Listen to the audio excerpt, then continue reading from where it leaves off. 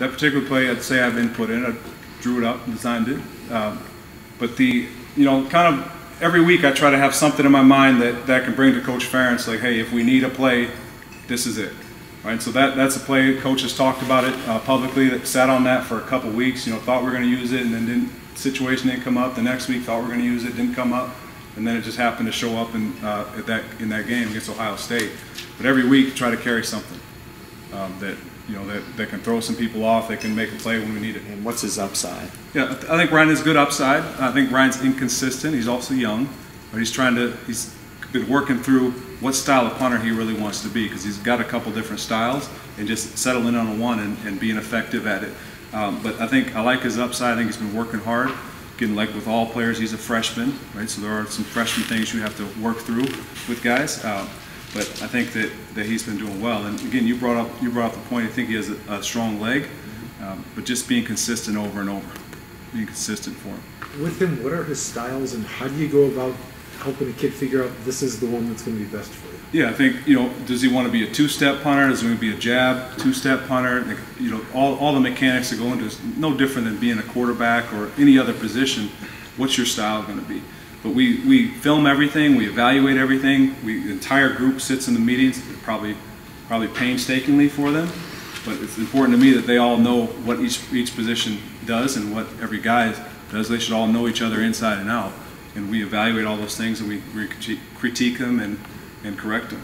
So that's what he's been focused on this spring. Being consistent with his drop, being consistent with his line, that he's walking for his punts. So 2015, we didn't field as many balls that year, right? 2016, the emphasis was on let's field the ball, right? If we can get the ball in Desmond's hands, then we have a chance to go, right? So that was his focus all that year, was let's field the ball, field the ball, field the ball. All right, then going forward, last year in 2017, make sure I get my years straight, since we are recruiters, I'm not sure which year we're in.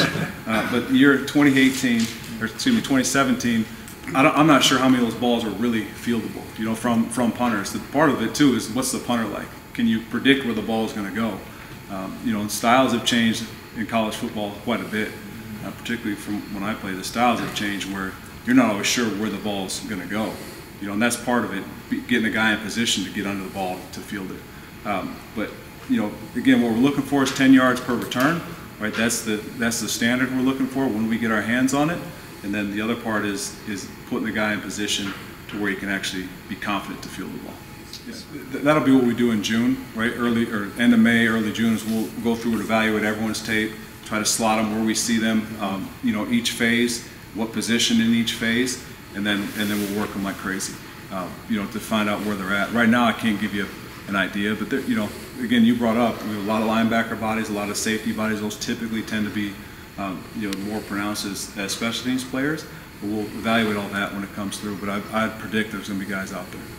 Kind of like last year, where Geno Stone, I didn't know Geno Stone until all of a sudden, he was here in the summer and he's working on returning balls, and next thing you know, he's out there, running down kickoffs, ended up leading our team in kickoff tackles last year.